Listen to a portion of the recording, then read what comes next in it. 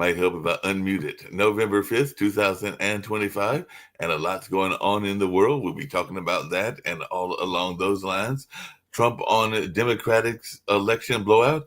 I don't think it was good for Republicans, and Trump rails against the election results before Democrats romp to victories. So Trump and Republicans admonish others for their election night losses. So that is definitely something that we're hearing about in terms of election results and all along those lines. And of course, I know that on World Edition, we'll be having conversations around this and other things as well. Typhoon Kalmega, at least 85 killed in the Philippines as storms wreak havoc in that part of the world. As the Philippines begin cleanup after Typhoon Kalmega leaves at least 85 dead. And definitely that is something that folks are talking about in that Asian part of the world. 2 people seriously injured and attackers arrested after car driven into pedestrians and cyclists on French Island.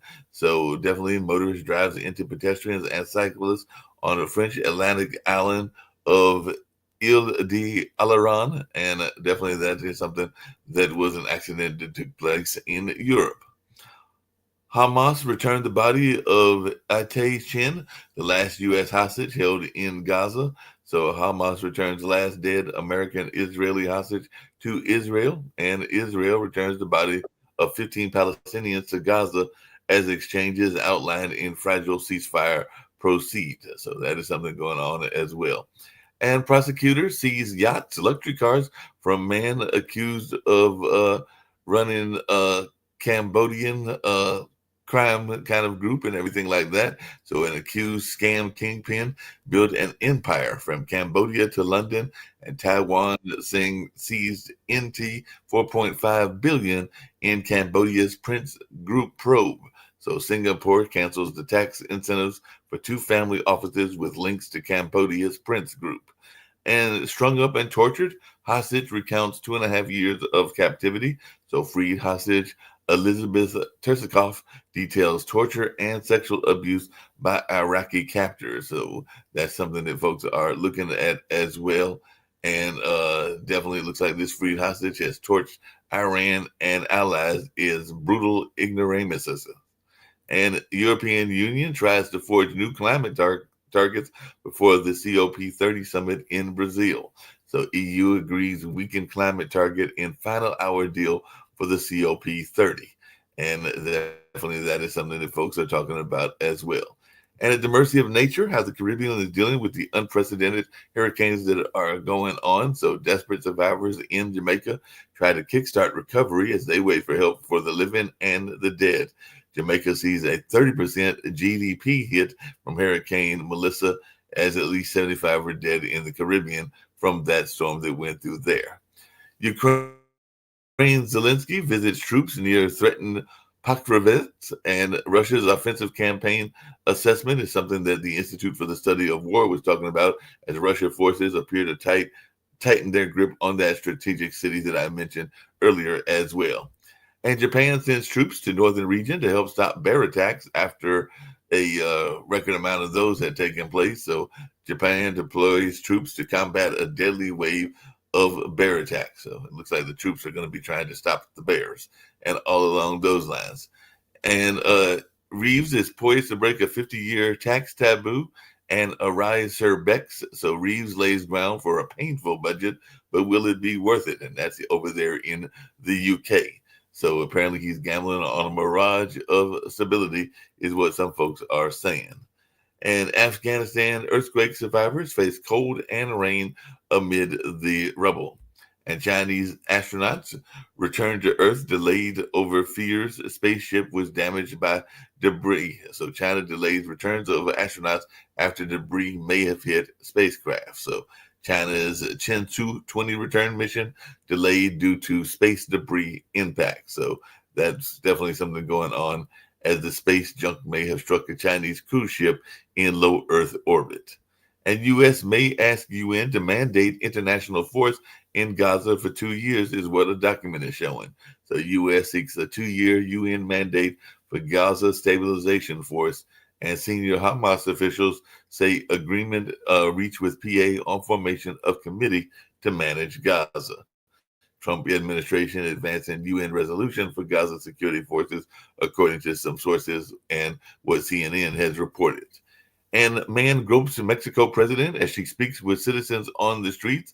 So man touches Mexican president while she speaks with citizens in Mexico City street. So definitely that is something going on as the man gropes the Mexican president amid the rising political violence. So man gropes and tries to kiss Mexican President Claudio Sheinbaum during a public interaction. And IDF is being struck along the ceasefire lines as Hamas rebuilds and combat restrictions are going on as well. So Israel's yellow line marks uncertainty at the heart of Trump's Gaza truce. Israel still controls over half of Gaza, including the some rubble that's over there as well. So definitely that's a lot going on. And they're forcing, Middle East Eye says they're forcing us to gain weight. Select food allowed in Gaza as essentials apparently remain hard to come by. So race against time. Palestinians suffer from hunger in Gaza despite truce. Not enough food, tense food reaching Gaza as winter comes, aid agencies are saying. So that's something that people are looking at as well. And Europe's powerful Ariane 6 rocket launches Sentinel-1D Earth observation satellite. So that's definitely something going on in the space kind of like things that are put out in terms of studying space. And Germany's Merz wants Syrian refugees to go home. So Germany aims to increase deportations. French Merz says Syrians no longer have reason for asylum in Germany. Go home or we will deport you, is what Germany is telling the Syrians. And olives are everything for us. West Bank farmers prevented from harvesting by settler violence, and that was being reported a couple of days ago. IDF says it's investigating soldiers' conduct after drone injuries. Volunteer helping with West Bank drone injured volunteers helping with the West Bank olive harvest. So they're investigating after that incident took place. And Tanzania opposition claims security forces are secretly dumping bodies after that particular election. And Tanzania's Hassan declares a landscape winner in election marred by violence, and he declared that a couple of days ago. An American teacher, Daniel Owen, and son were stung to death in Laos, so attacked by swarms of wasps. An American father and son die in Laos as the father and son died after suspected Asian giant hornets stung them over 100 times. So that's something that is in the news as well. Let's get to some of these election things, and then I'll bring in my esteemed panel, see what they've got to say about a number of things going on as well. So definitely UPS plane crashes near Louisville Airport, killing at least 9 in that area, and air safety officials to investigate the deadly UPS cargo plane crash near the Kentucky airport. So 9 dead after the UPS plane bound for Hawaii crashes at Muhammad Ali International Airport. Speaking of Muhammad Ali, I was watching a social media post from an interview with him years ago where he was talking about how everything that was positive was portrayed as white and everything that was negative was portrayed as black. It was an interesting video that I was watching at one point or another. California Republicans thought they could beat Newsom gerrymandering, and apparently they crashed. So Prop 50's biggest winners and losers. So Prop 50 redistricting passes in California to give Democrats advantage.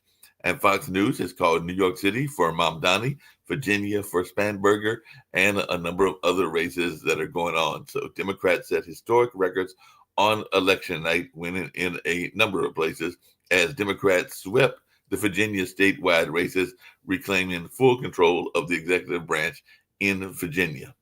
And the tariff case puts the Supreme Court conservatives in a bind. So a Supreme Court veteran and a newcomer will make the case against Trump's tariffs. So definitely that is something going on as well. So lots being put out there, including air traffic controllers warning of tipping point as U.S. government shutdown drags on.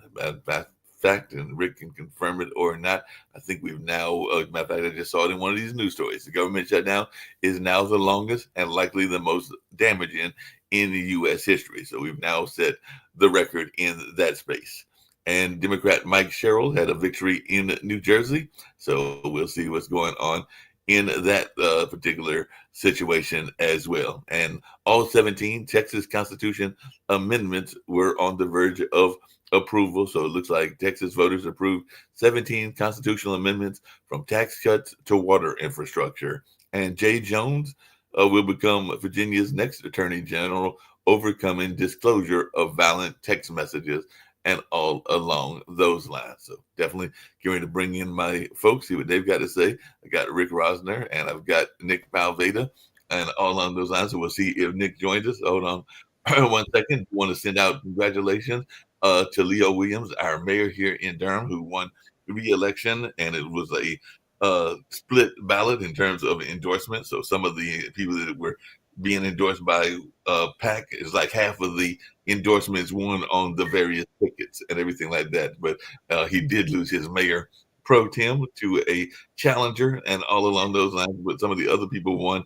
And just on a personal note, and I'll put this out because he was on our network and on our show at one point, and we didn't even know he had political inclinations. But my cousin won and defeated the incumbent in Fayetteville, Georgia. So he'll be joining their city council and all along. Congratulations to your uncle. Cousin. That plane was flying to Hawaii from Kentucky. So it was carrying 25,000 gallons of fuel.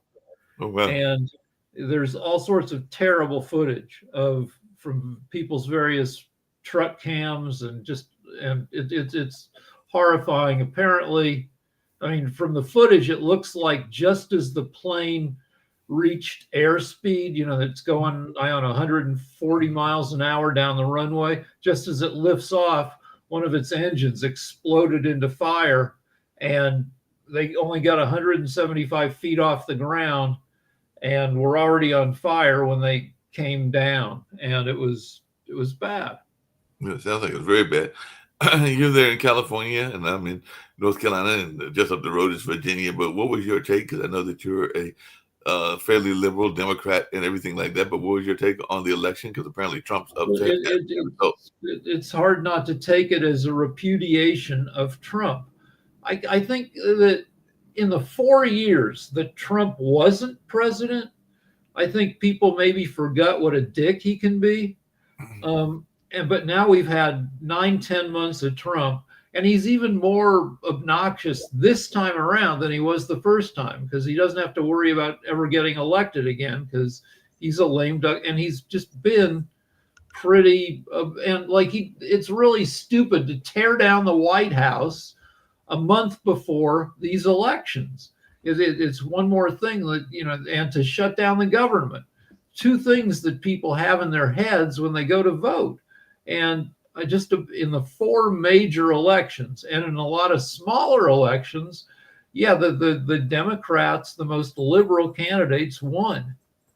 Yep, including in New York. It said in one of the articles, BBC said, in Mamdani's New York win, India's Nehru finds an echo.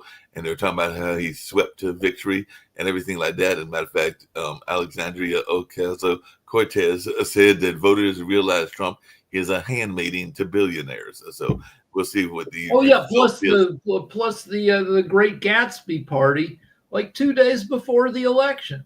It's like, can't people tell him that if he to maybe wait? Well, I guess you can't if it's a Halloween party, but still, it's all those things. What happens to the White House isn't the most important thing in the world, but that alone probably gave the candidates in these elections, an extra 0.5% or 1% in people voting for them, because they're sick of Trump.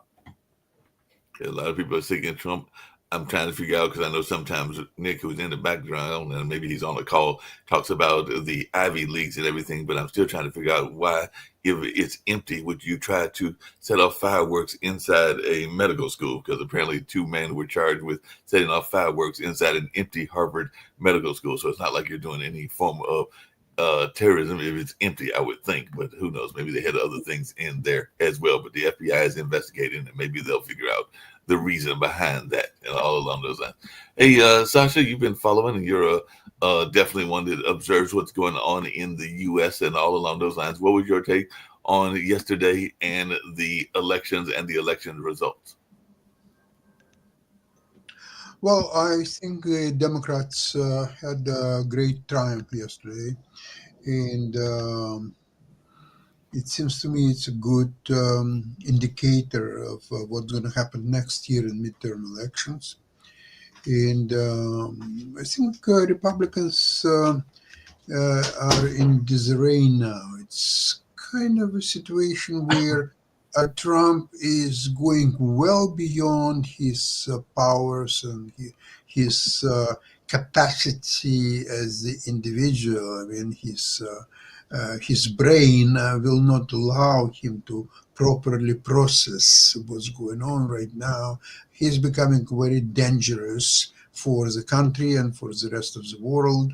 I think that what he's doing in Venezuela, that he basically see if Trump would leave and he would be a president, say 20, 30 years ago, that would play it quite well because it's just, there is nothing more than grab of Venezuela's natural resources. It's oil primarily. There are some things like gold and diamonds and just name it. So he is trying camouflage it as the fight against narcotics, but this is this is a laughable matter because if you think about these boats that he liquidated, okay, killing people or so on, there is no evidence that there were any narcotics on these boats, none. Then even if they were, there's not enough gas to power that boat at all distance from Venezuela to shores of United States. They just couldn't reach it. It's impossible. Okay, so for these two reasons, all what he was doing to the boats, it's international gangsterism. That's all what there is to it. Now, interesting that Venezuela, they are getting help from traditional American enemies such as Russia, China, Iran, North Korea, usual suspects, or so on. So that's not gonna be easy walk in the forest for United States. Try to invade Venezuela or so on. It's going to be very challenging, and I think, as usual, Trump will chicken out. That's my prediction. So you mentioned they don't have enough gas. So I looked it up. The distance from Venezuela to Key West, which would be the closest point, I think, for them to travel, is 1,200 miles. Nobody on those boats carries 1,200 miles worth of gas. Never. Yeah, that's impossible and everything like that. Yeah, just really quickly, today became the day that the shutdown became the longest, and now some folks are saying the most damaging in the U.S. And apparently, some of Trump's officials are threatening that pain could worsen. So they're even saying that it could get worse, even though, according to one of the sources that I'm looking at, they're saying that they're closer to the end, and lawmakers are signaling some progress in bipartisan talks to end the shutdown. But how long do we think the shutdown is going to go, and how much pain are we going to be facing? I think 6 months. I have no idea. I don't. I have a betting site that I look at, and you used to be able to bet on how long it would go. But if they can't predict it, they take those bets off the board. And I don't think you've been able to bet on it in weeks because nobody knows. Nobody knows. But by the way, the air traffic controllers union president says it's going to take weeks to recover from the shutdown impact whenever it does end. It's bad because Thanksgiving is in 22 days. Mm-hmm. And people will be traveling for Thanksgiving less than 3 weeks from now. And it's freaking scary. Now, the plane that blew up yesterday probably didn't have anything to do with the air traffic, and that was maybe a mechanical problem. But Well, I think bicycles are available, so people may.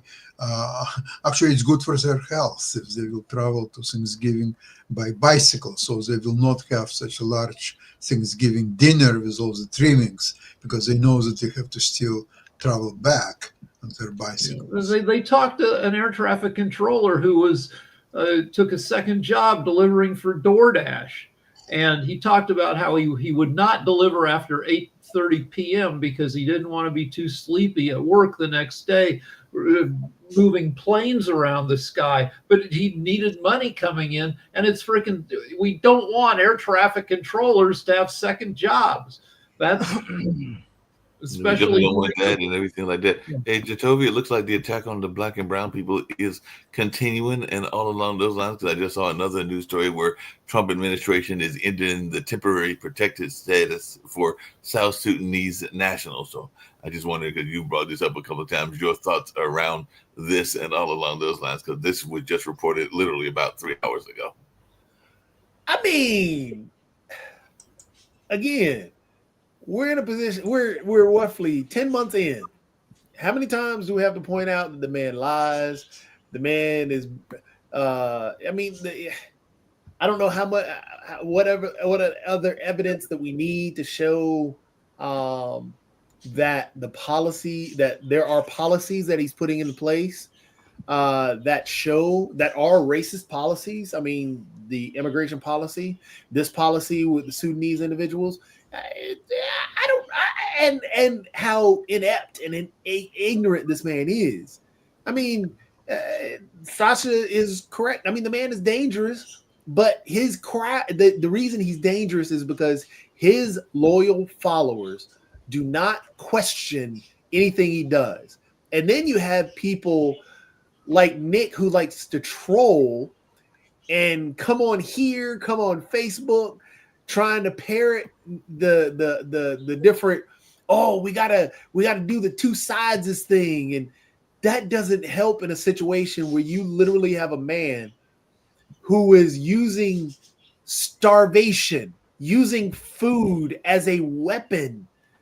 He literally chose to withhold SNAP benefits. He's doing it again. This government shutdown, oh, well, it's the Democrats. No, the man has chosen to continually push this. So, yeah, we're in a very, very dangerous state. We're in a very, very dangerous position. And it shouldn't be a game to people to, hey, let's troll. And honestly, Dr. Sharif, this is why I push back against you on the Trump things, because okay, a broken clock, yeah, sure, it's correct twice a day. Truthfully, it's correct only once a day. But even in that one time a day, you're still not going to wear it for that one occasion. And you're not going to congratulate and thank that clock for that one occasion. The man has done so much bad. He doesn't deserve a Nobel Peace Prize, which he pushed for. Because honestly, he wasn't even the reason why these deals came about, because that was the Qataris who were actually playing mediators in the whole situation. So therefore, the Qataris deserve it more so than he does in Gaza. And that's still not settled. It's still a powder keg. There were still killings just yesterday. So it's that ceasefire isn't there. Ukraine is still out of whack. What went on? He's talking about bombing Nigeria and all bombing Venezuela. So the man is a problem. He's definitely a problem. I have to tease you about something you just said. I just want to add some point. Mark, when you are a moderator, you should give chance everyone, right? This is another idea. I was going to come to you. I was going to come to you, Sharif. Anyway, I do not find in your shows you get enough time for me. Regularly, I come, I stop, I just listen and go back, because maybe you have American dream and I cannot protect it. Anyway, Jatovi, this is very interesting point you bring, and I really like your debate and how you argument and everything articulate. This is very important. One point I always say, even you see it's happened in USA. Last 5 years, I am doing with this talent economy. I always say that the new thing is happening. Maybe Sasha do not like it. Number one, this youth, they are taking responsibilities in politics, in startup industries, and they are come to the power not only in Bangladesh. Yesterday, you see, even in New York, even you agree with me or disagree with me, Mamdani wins. He is 33 years old guy who understand the people, who understand the New York City demand, and he win the elections. So that is the things last 5 years again and again through Pot TV, through my individual channel, through my all of the conference, academia. I always try to say, try to understand the future. And if you want to understand the future, you have to understand two things. Number one, tech industry. Number two, the youth communities. If you understand the youth, then what the Donald Trump or the Republicans, even the Democrats, they are doing, they can change the political situations. They can change the political strategy.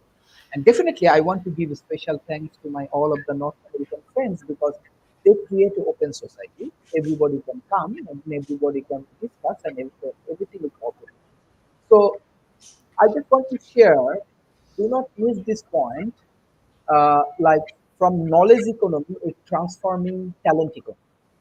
So if people has talent, if people are hardworking, uh, you cannot like control any people. So Bangladesh is changing, India may change, American politics is changing.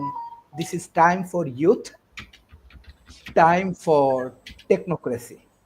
That is my comments. Thank you. Well, Appreciate it. Yeah. to respond to that, I just want to say, Dr. Sharif, this is why I enjoy you speaking a lot more, because what you're saying there about the youth is very true. Because we are at the precipice, especially shown last night with what happened with what is going on in the U.S. in politics. There is a buyer's remorse. And that buyer's remorse is what pushed a lot of the youth, for example. That's what drove Mandani's campaign. That's what drove Spamberger in Virginia and all these other places, even in Georgia, where 2 Republican seats shifted over. And there was also, I think it was Mississippi, where there's not a super majority there. There were 2 actual youthful. There was a youth push.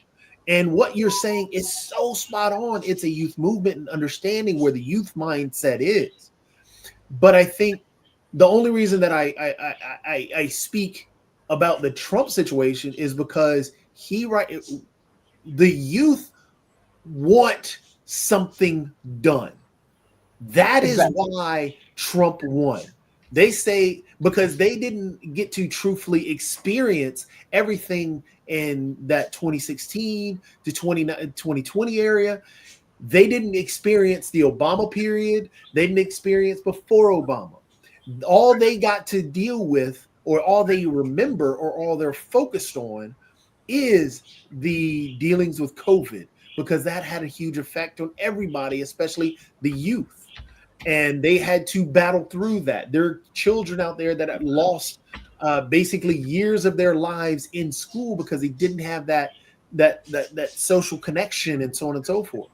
So when we speak about the Trumps and the situations of the world, my thing is let's be honest about that and not go into the well, he's doing this great here.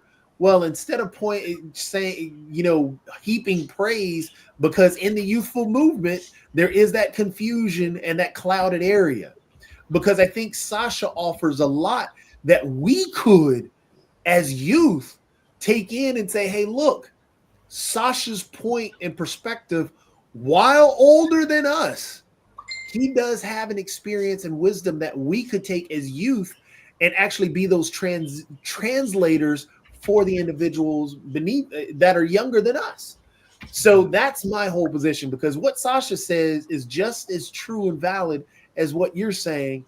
But I think there is a disconnect between the youth and people of an older age, and we could be those translators and be honest about the situation. That's why my only pushbacks about the Trump thing Yeah. is. But But it And- feels- just one thing also one thing I just want to add, because as I am promoting this Spot TV to my youth audience, most of my youth, they are our audience. Even I request Mark Lee, please do some proper branding for World Talent Economic Forum. Even how you promote my program, this is even not the real name. My program shows names is different in different way. If you take care of these things, I respect all of your hard work and contributions, because the shows, my students take it very seriously, very very seriously, and they took action. They are in the developing stage. They build up startup, they engage with the political movement, they build up policies, and they like these new discussions, they like the new idea. So that's why also branding is very very important. I think Pot TV has to improve a lot. This is my comments, very very honest That comments. Brandon, But, Brandon, I'm only part of that and everything like that. I do. now, even put your website, shows up on when you put Tuesdays my and- when you no, even when you put my sessions in your website, at least careful, just respect my sessions. There are a lot of talent come, so just see what is my content names and put it accordingly. If I see Pot TVs, I do not find, I'm very confused. This is audience feedback. Try like to I respect said, the audience. that is a Sean and a Nick question. Like I said, I put up the shows and I try to put them up. No, I'm helping you. Yeah, It's not. I'm helping you because I give you. Hey, but you're talking to the wrong person. Like I said, if you want to talk to Nick and Kim about that and everything like that, because at the end of the day, they are in I do charge not know. and I do everything not. like that. I do So, not like I know. said, and As Sean it is isn't here. concerned, I'm helping you as it is concern of my audience. I Even understand they are that. they are observing these shows, because I also share these things to my World Talent Economic Forum's YouTube channel and social media, so they may understand. There is no misunderstanding, because try to understand. It's a very deeper concern, because I find, trust me, youth are very talented, very Like smart. I said, I've got youth in my own family and everything like that, and like my nephews, even though I Yeah. have no kids of my I own and respect your everything like that. contribution. There is no argument. I'm just giving a honest feedback, very, very honest feedback. Feedback is perfectly fine and everything like that. I was actually going to tease Jatovi about something earlier. And by the way, and this is across the board and everything. As you know, sometimes Steve pops in and sometimes I'm doing multitasking. It can be a good thing or a bad thing in life and all along those lines. So if somebody sees you coming in, whether it's Rick or Jatovi, and they know that you are not being addressed, I have no problem with them saying, Dr. Sharif is here and Dr. Sharif would like to speak. So I'm not always looking at your faces is what I'm trying to tell you. So if you want to speak in and do like you just did today. And I respect everyone. I just share my fair comments. you're sharing your concerns. No argument. I I respect all of my friends in Pot TV. No, I really respect you a lot. Yeah, you're sharing your concerns, and I'm just saying a solution that I know both Jatovi and Steve have, and others have done in the past, which is they let me know when people are coming in.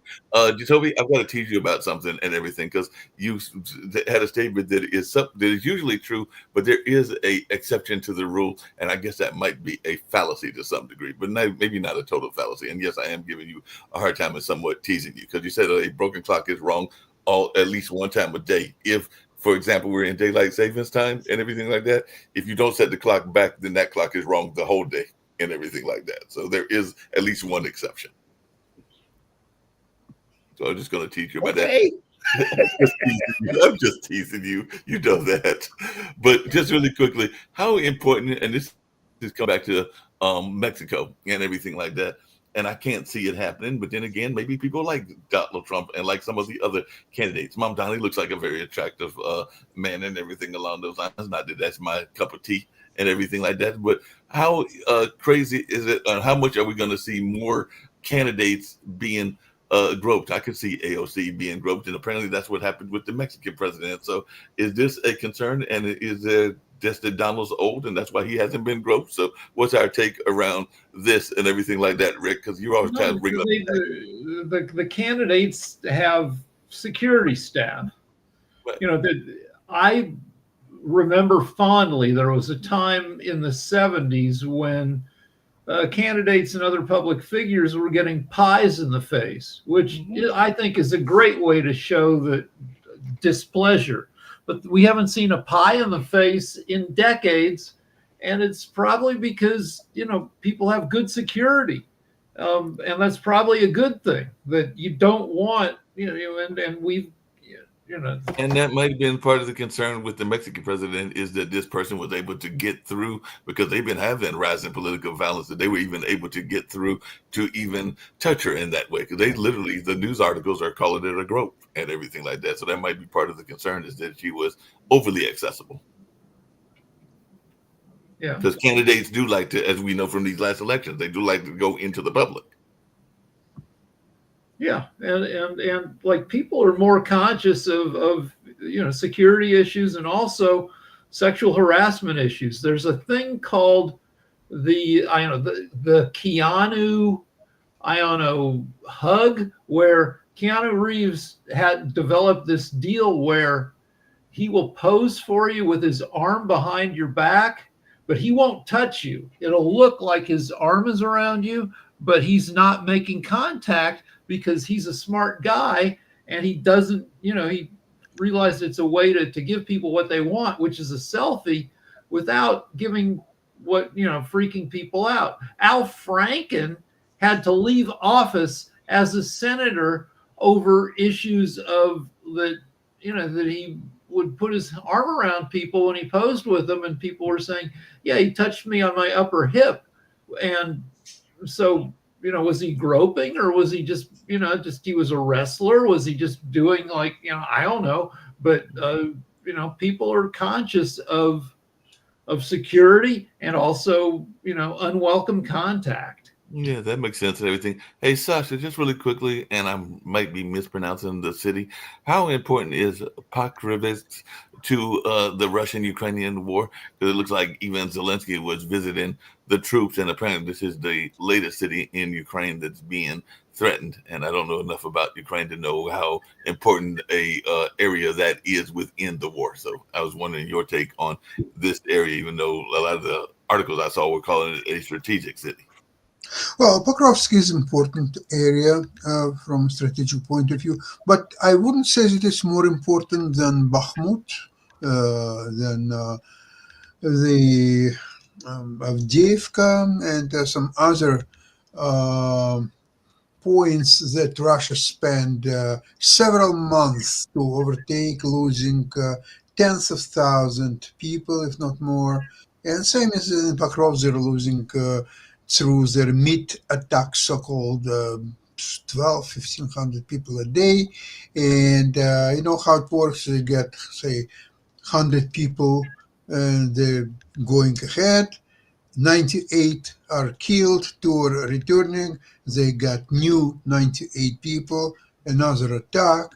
Okay, same thing, 2 people are coming back, 98 are killed.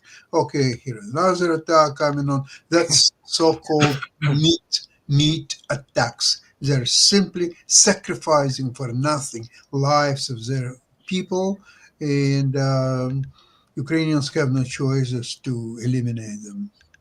Yeah, that makes sense and everything like that. Hey, Rick, question for you, and all along those lines, and it's dealing with the military, but it's something that I had never seen before. I'm sure it's happened, maybe even in some of the African nations and all along those lines, but it looks like Japan is literally deploying the military to deal with bears, because they've had an increase in bear attacks. Your take on this, because they're literally sending troops to fight bears. All right, well, okay, but China, I mean, Japan is, people don't think of Japan as like a cold country, but Japan, it goes, it's a long ass country. It's a string of 4 islands, and some of those islands are wintry countries, so you're going to get bears. We get bears in California. We get, and I don't know, just freaking bears. Yeah, but that would be like Trump deploying. It's nice that even in a highly industrialized technological country like Japan, there's still room for bears. I saw raccoons for the first time crossing the street near my house, and we had a bobcat, and we have coyotes every night. And yeah, they're a pain, and yeah, they will eat your little dog or your cat if you don't watch out. But it's nice that even in a city like LA, we still have a ton of nature. Yeah, there's tons of nature and everything. It looks like some of these scam artists are getting finally shut down and everything like that. So I just wonder, everybody and anybody can answer their take on this, because even Taiwan apparently sees like 4.5 billion.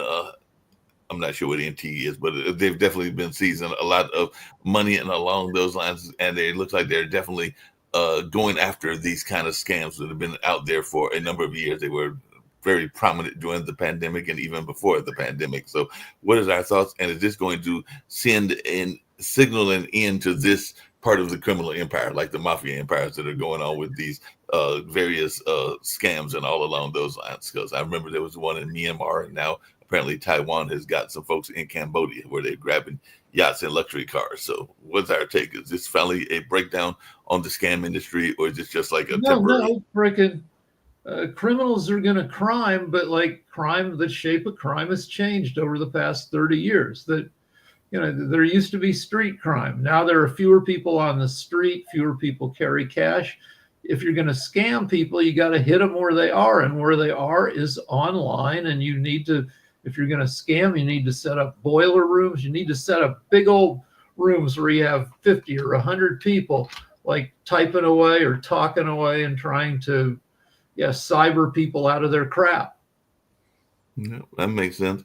On this show, we've talked a lot about gun violence here in the West, in the U.S. and stuff like that. But apparently there is a rash of, again, people have even joked about it. I think when Shaquille used to come on, he would joke about it even in Australia and everything. But apparently in Britain, there's a rash of knife attacks. So are we just seeing a rash of different types of attacks, and people want to maybe have closer access in their crime? Because this is something that is new coming out of Britain, whereas the rest of the world has been always complaining about the gun violence. But apparently there's a increase in knife violence in Britain. I've never visited Britain, but I'm just wondering our take on that. Do you folks that have had the privilege of going there? Like I know you have, Rick, and I think Sasha has as well. So what's the question? Why is there a rash of knife attacks in the Great Britain? Because they don't have guns. If you're a lunatic and you want to kill people in Britain, you need to stab people, because guns are not readily available. Okay, so the knife is just more readily available there. That's why it's easier to get in that area, and they probably have tighter gun regulations, is what you're saying. They do. I'm sure that the Great Britain probably has well under 0.5% as many guns among the general population as we do. The U.S. has nearly 2 guns on average for every adult American. If you're a sportsman, if you like hunting, grouse with with a rifle in Britain, it's a long ass process, and you got to go through. I haven't Googled it, but it's almost no one who's a civilian, and not even the cops, have guns. Yeah, I got you. Dr. Sharif, I know you talked about it on your show and all along those lines, but what is your take on how we're doing with the climate crisis and all along that kind of way? Because definitely it's something that I've heard you talk about on your show with your variety of shows that are on your network and everything like that. But what is your take on how we are doing with the climate? Okay, first thing first, I do not talk too much about the gun and everything's in USA. USA is open society, anything is possible. Secondly, climate change, I believe it's real, even though I have very good friends from right wing. Why it's real? For that particular experience, you have to visit South Asia. And I have a lot of scientific evidence because of this climate change.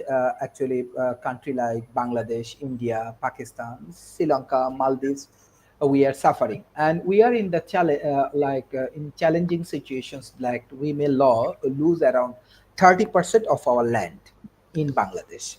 So we have a huge population. So how we can protect these things? So that's why I want to advocate not for climate change. Some point Nick argue, I respect his argument. Better I want to say uh, like climate collapse. It's already collapsed. We need to take initiative.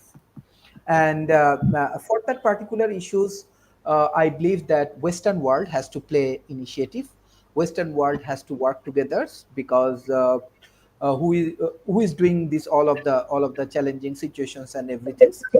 Other on the other hand, I'm observing Western world also have a lot of policy and procedures, other things they are trying to protect their country. I appreciate this with immigrations, with their tariff and everything. They want to protect their economy. I appreciate it, but definitely they also have responsibility to support this emerging economy through this climate collapse.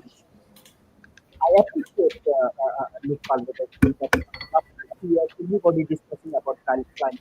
You are correct. But how I see Bangladesh, how I see India, how I see Maldives, how I see Sri Lanka, climate almost collapsed. So everybody has to take initiative. And those who are discussing about that it's unreal, it's never happened, this and that, blah, blah, blah. Maybe they use it for political reason. And even though in USA, I respect all of my US friends and their logic and philosophy, but they are losing what I'm discussing again and again. Youth are coming, Gen Z, you believe or not believe, they are coming to the politics. Be prepared for this technocracy. That is my argument. Thank you. Yeah, that makes a lot of sense. There've been arguments of that even in our local politics, because I know here in Durham there has been some pushback against young people when they have tried to bring their voice into the political stuff from some of the old guard. And sometimes there's, Jacoby said, they need to get the wisdom from the old folks, but also have hear the new voices and all along those lines. So I agree with you. That's why I say, I want to say in front of Nick, brand I have some news for you while you guys are doing whatever you're doing. Oral arguments are taking place as we speak in the Supreme Court of the United States, which I happen to be licensed before and have practiced before. It's the Voss versus Trump case, which is the case dealing with tariffs. The reason we can actually rebeam it and people can listen to it, or you can go to the website and the Supreme Court and listen to oral arguments. The Trump attorney is getting hammered by this, which I predicted, because if you look at the law, but he's pretty squirrely. He's trying to make the argument that the Congress gave him the power to impose tariffs. The problem is when all the Supreme Court justices, and now he was with Alito when I just left, they said, well, in the statute, it never mentions tariffs. It mentions imports, it mentions regulation, but doesn't mention tariffs. So this is why he's being now fried by Alito, of all people. Thomas just fried him, and all the girls fried him. So I don't know what they're going to do, because I see this being a big loser I know everybody here loves Trump, and I know you want him to succeed just like you want America to be great again. But I don't know what you guys are going to do when these tariffs all get revoked. You know, how long will it take after oral arguments for the court to issue an opinion? Yeah, it's up to the judges. It won't be done immediately, but usually it takes several months before they'll issue a final written opinion. But I anticipate, after listening to the oral arguments, I want to listen to them, see if they're going to hammer the other side. I anticipate that this one's going to be a big loser, that Trump does not have the legal authority to do these tariffs. It's in Article 1, Section 8 of the Constitution. So the only way you can get it is to be granted authority by Congress. And Congress doesn't specifically grant him the authority. This is what I'm saying. He's got a big problem on the tariff front. And his attorney is fighting like hell, trying to say, well, you know, historically they can do tariffs and all this other stuff, and the judges are going, where does it say it in the statute? So if the court rules against Trump, what happens? Does Trump just ignore him, or what? No, he's not going to be able to ignore him. I mean, if they rule against him, what they did is they just stripped him of his ability to run around and do what he's been doing for the last year, imposing tariffs at will, ad valorem, et cetera. In other words, It's going to be strict. The real problem is he collected a lot of money.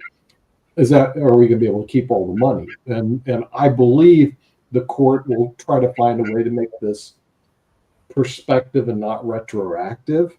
But I think that's the biggest problem the court faces right now. It's not the fact that they're going to lose this. I think this is a big loser for the Trump administration, bigger than the election. I know that they had big problems in the election, but this is a big one for the U.S. Wait a sec.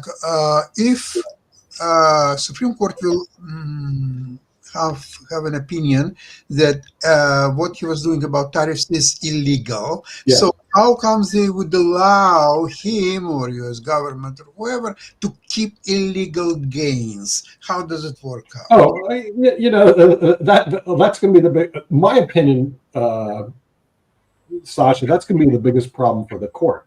Yeah. Is how are they going to be able to keep the gains? We're going to have to see how they're going to craft that so they can keep the gains and not have to basically return $250 billion to all the countries that they collect and the companies they collected tariffs from. But it'll be the biggest case in the Supreme Court during the Trump administration. It'll come out probably early. China did very clever thing that they didn't negotiate any tariffs with Trump because they knew that in a few days there will be a ruling by the Supreme Court. So why would negotiate something? Yeah, right. Yeah. Well, Anyway. yeah. See what happens is that the Supreme Court, if they throw out that ability for him to do it under this statute, the only way he'll have that ability is Congress has to convene and grant him specific authority. This is going to, like I said, this is going to be a big upheaval taking place sometime next year. And my thinking is, how are they going to preserve and keep the $250 billion? There may be some case law that says that, well, they can, they're going to make the ruling prospective and not retroactive. And then they have to give some justification why it's prospective and not retroactive. But it is a big deal. We brought the lead counsel, Jeffrey Schwab, onto our network when this first came out because I scan the Supreme Court all the time, looking for what's going through. And I thought this one has merit. Actually, he wasn't even at the Supreme Court. He was, when we brought him in, he was at the trial court level. He was at the federal district court level. But I thought this had serious merit. And now he's won in the trial court, he's won in the appellate court, and I believe he will win in the Supreme Court. And this is going to be a big problem for your friend Donald. And I know everybody here loves Donald Trump, and you want to make America great again. You'd love to see him use the tariffs as a whip. But I think he's going to get his chain pulled here in a minute. And by the way, when Thomas and Alito go against him, boy, you're in serious trouble. The tariffs is a cornerstone of all Trump's presidency. I know if it's that. not tariffs, he's nobody. He's a fool. He has his executive orders. Hey, Sasha, I got that. Well, he's got his executive orders, and the best. But paradoxically, this might save him from himself. If the tariffs go away, the stock market jumps up, all sorts of positive economic effects happen, which might save him in the midterm. Well, the tariffs won't go away. What will happen is the tariffs are, if you look at Article 1, Section 8 of the Constitution, the tariffs is a legislative function.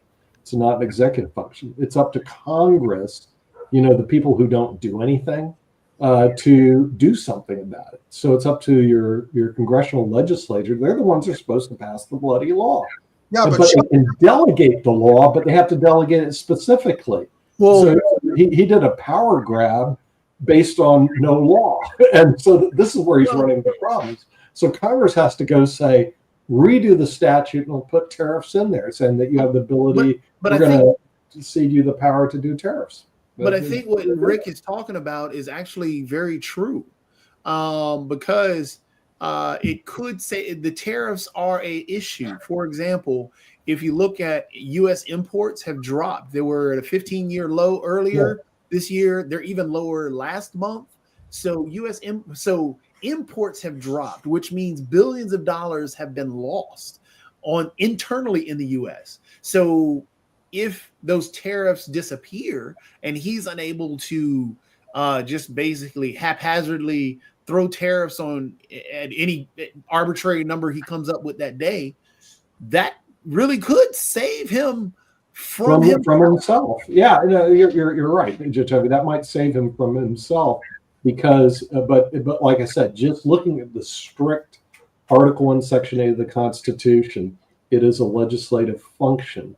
Okay, it is not an executive function, and the only way they can give him the power, they have to put a law. Congress has to pass a law allowing him the power to do tariffs on their behalf, but they never did it. See, that's the problem. I mean, there's no. And so he's like in a legal bind, and the real question is, what are when the Supreme Court rules? But I think what you're missing though is that we all agree with the legal binding of the tariff situation and dealing with Congress and so on and so forth. But I think what Rick is pointing out is extremely true and could be the whole point of the whole thing is that if the tariffs go away, that means that saves him from himself with the economic situation, which would spike because U.S. imports would increase, the potentially the dollar value would finally rise back again, and the stock market spiking, so on and so forth. So all these things are a positive. So it would save him from himself. But see, that's no fun. But having Congress just proactively say, "Hey, you can still do it," that's a detriment. So but as you know, they can't even pass a clean CR. How are they going to pass this one, Jacoby? It's the whole they can't even open up the government. Congress ain't going to give them the power. That would only need a simple majority to happen. So that's coming directly from the House of Representatives, then potentially going to the Senate. But that's only a simple majority. That's not a 60-vote cap. That's true. We'll have to see the drama. We'll see how it all plays out. We've only got a few more minutes. I think Dr. Sharif was trying to ask you something earlier, and I don't know what it was, and everything along those lines. So, Dr. Sharif, are you still there? And what was your question that you were going to bring to Nick?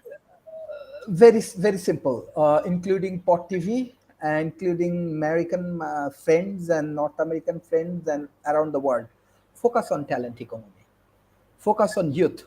Focus on youth empowerment, and definitely utilize artificial intelligence and social media and technology. If you utilize this technology properly, and if you trust the youth, you can gain more success. Even I believe American politics right now in trouble. If they invite many talented youth people, what they have in their political diplomacy, they can gain more success. Even maybe they can do better compared to present administrations. What we observing right now, Gen Z, they are in power. They are coming to the politics. It's also starting in USA last 5 years. Continuously, I am just discussing about talent economy. I'm doing all of the hard work. I'm very happy. Americans, they are also inviting this Gen Z in this politics. So support talent economy, youth communities, and move forward. This is new world. Thank you.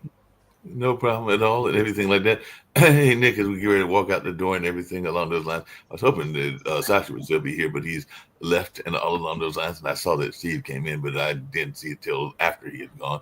But just really quickly, how long does it take a country to recover when it has a GDP hit that is significant and all along those lines? Because I just saw that because of Hurricane Melissa, I knew that 90% or something like that of the homes were destroyed in Jamaica, but now they're saying that they had a 30% GDP hit, and I don't follow the stocks enough to know how long that would take to recover, but that sounds significant to me. So how long would it take to recover from a 30% hit in your GDP? Roughly. Probably, I would say 3 years.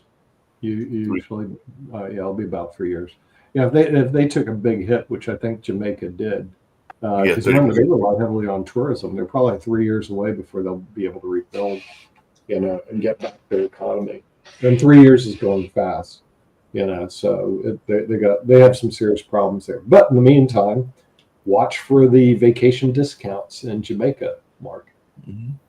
Yeah, there'll be a lot of vacation discounts. Yeah, they'll be looking to get people to go. So I'm going to go back to the Supreme Court. oral argument. So I'm going to Yeah, it's kind of us in this show anyway. And all along those lines, I know that we've got Modern Investment coming with Sasha Starr, Milan, and probably Jim Eid at 1 o'clock. And we've got other shows, including something that I know is very important to Sharif, which is branding. So Follow the Brand with Grant McGaw will be coming up at 7 o'clock this evening. So there's a number of other shows as well. But right now, let's get on out of here, Jacoby, and we'll see what other shows are going on here in the network and all along those lines.